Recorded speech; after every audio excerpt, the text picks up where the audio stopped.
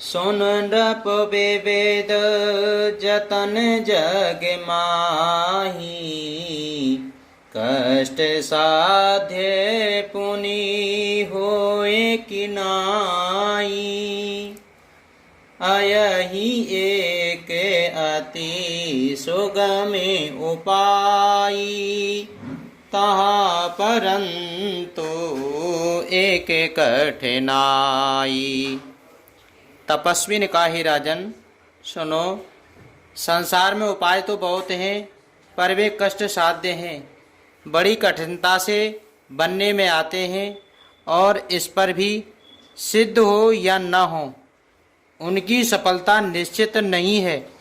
हाँ, एक उपाय बहुत सहज है, परंतु उसमें भी एक कठिनता है। मम आधीन जुगति नृपि सोई, मोर जावे तब नगर न होई। आजो लगे और जब ते भया हूँ, काहू के गृह ग्राम न गया हूँ। हे राजन, वह युक्ति तो मेरे साथ है, पर मेरा जाना तुम्हारे नगर में ही नहीं सकता। जब से पैदा हुआ हूँ तब से आज तक मैं किसी के घर अथवा किसी के गांव नहीं गया। जो ना जाऊँ तबे होए अकाजू, बना आए ऐसे मंजस आजू। सोने मही से बोले मृदुबानी, ना तो निगम असे नीते बखानी। परंतु यदि मैं नहीं जाता हूँ तो तुम्हारा काम बिगड़ता है। आज यह बड़ा असमंजस आ पड़ा है। यह सुनकर राजा कोमल वाणी से बोला, हे नाथ, वेदों में ऐसी नीति कही गई है, बड़े स्नेह लगोने पर करही, गिरने जैसे रानी सदा त्रन धरही। जला दे अगाधे मोले बन फेनु, संतत धरने धर्म सिर रेनु। बड़े लोग छोटों पर स्नेह करते ही हैं। पर्वत अपने सिरों पर सदा तृण घास को धारण किए रहते हैं। अगाध समुद्र अपने मस्तक पर फैन को धारण करता है, और धरती अपने सिर पर सदा धूल को धारण किए रहती है। आस कह गए नरेश पद, स्वामी हो कृपाल, मोय लागे दुख सही प्रभु, सज्जन दीन दयाल। सियापति रामचंद्र जी की जय, पवन सुत हनुमान जी की जय। ऐसा कहकर राजा ने मुनि के चरण पकड़ लिए और कहा, हे स्वामी, कृपा कीजिए, आप संत हैं, दीन दयालु हैं, अतः हे प्रभु, मेरे लिए इतना कष्ट अवश्य सहिए। जाने नृपहि आपने आधीना, बोला तापसे कपटे प्रवीणा। सत्य कयऊँ भूपति सुनि तोई, जग नाहिन दुर्लभ कछु मोई। राजा को अपने अधीन जानकर कपट में प्रवीण तपस्वी बोला, हे राजन सुनो, मैं तुमसे सत्य कहता हूँ, जगत में मुझे कुछ भी दुर्लभ नहीं है।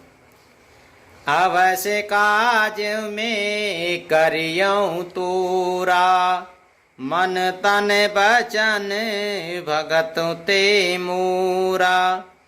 जोगे जुगते तपो मंत्र प्रभाऊ, फल ही तबही जब करिए दुराऊ। मैं तुम्हारा काम अवश्य करूँगा, क्योंकि तुम मन वाणी और शरीर यानी तीनों से मेरे भक्त हो। पर योग, युक्ति, तप और मंत्र का प्रभाव तभी फलीभूत होता है जब वे छिपाकर किए जाते हैं। जो नरेशो में करो रसोई, तुम परसहु मोहे जाने न कोई। अन्न सो जो जोई भोजन करही, सोई सोई तब आयस अनुसरही। हे नरपति, मैं यदि रसोई बनाऊं और तुम उसे परोसो और मुझे कोई जानने न पावे, तो उस अन्न को जो जो खाएगा सो सो तुम्हारा आज्ञाकारी बन जाएगा। पुनि तिनके ग्रह जे वहीं जो, तब बस हो ये भूप सुन सोहू। जाए उपाय रचहु नृप एहू, संबत भरे संकल्प करेहू।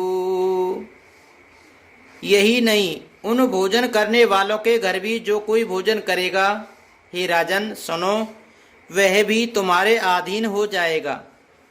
हे राजन, जाकर यही उपाय करो और वर्ष भर भोजन कराने का संकल्प कर लेना। नित्य नूतन द्विज सहित सत, बारे से सहित परिवार। मैं तुमरे संकल्प लगी, दिन ही कर जीवनार। सियापति रामचंद्र जी की जय, पवन सुत हनुमान जी की जय। नित्य नए 1,00,000 ब्राह्मणों को कुटुंब सहित निमंत्रण करना। मैं तुम्हारे संकल्प के काल अर्थात 1 वर्ष तक प्रतिदिन भोजन बना दिया करूंगा। यही वेद भूप कष्ट अति थोरे, होई ऐसा काल बे प्रवश तोरे।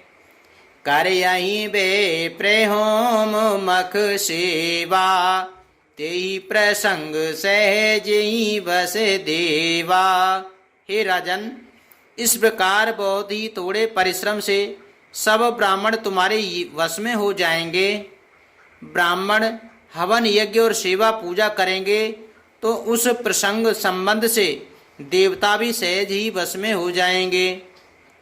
और एक तो एक याहू लखाऊ, मैं यही वेश न आओ बेकाऊ।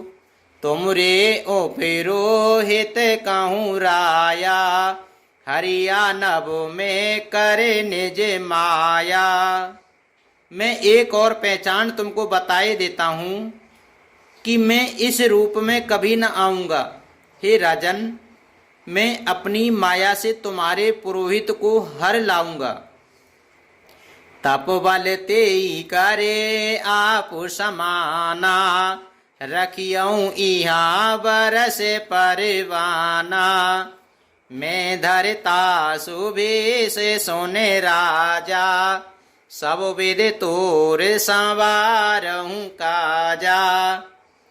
तप के बल से उसे अपने समान बनाकर 1 वर्ष तक यहाँ रखूंगा। और हे राजन सुनो, मैं उसका रूप बनाकर सब प्रकार से तुम्हारा काम सिद्ध करूंगा।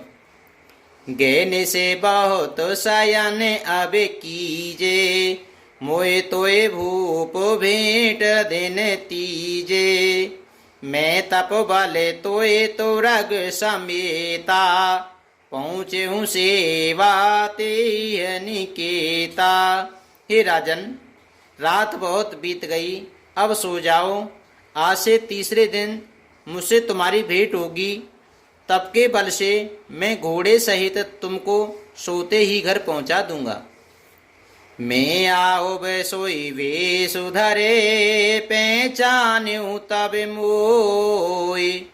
ए जब एकांत बुलाए सब, कथा सुनाऊं तो ये। सियापति रामचंद्र जी की जय, पवन सुत हनुमान जी की जय। मैं वही पुरोहित का वेश धरकर आऊंगा। जब एकांत में तुमको बुलाकर सब कथा सुनाऊंगा, तब तुम मुझे पहचान लेना। शयन कीन नृप आय सुमानी, आसन जाए बैठ छल ज्ञानी। श्रम ते भूप निंद्रायति आई, सो किमि शोभ सोच अधिकाई। राजा ने आज्ञा मानकर शयन किया और वह कपट ज्ञानी आसन पर जा बैठा।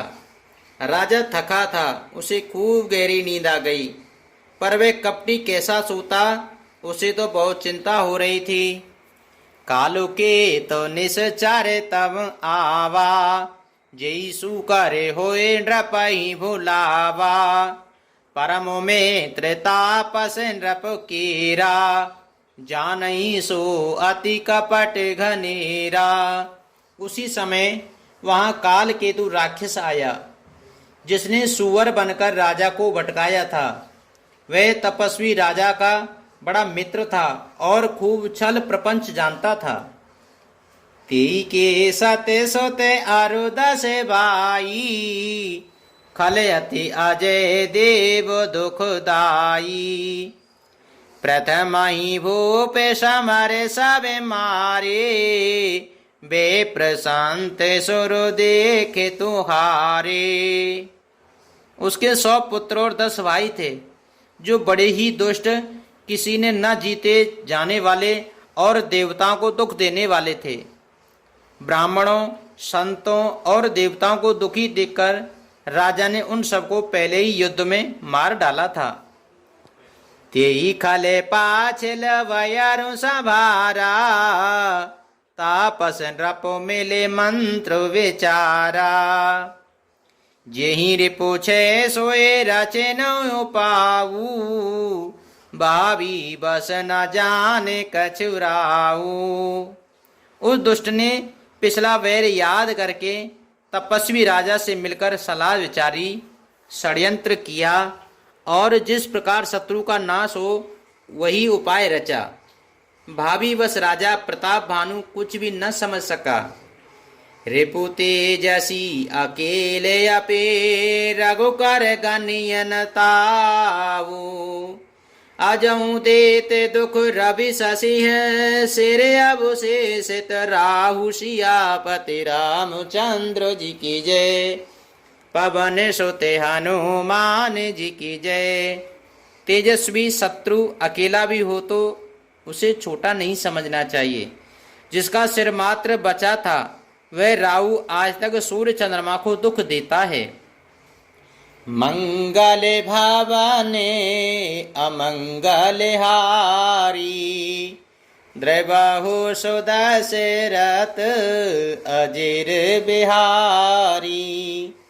दीन दयाल बिरज सम भारी, हरे हो नाथ मम संकट भारी।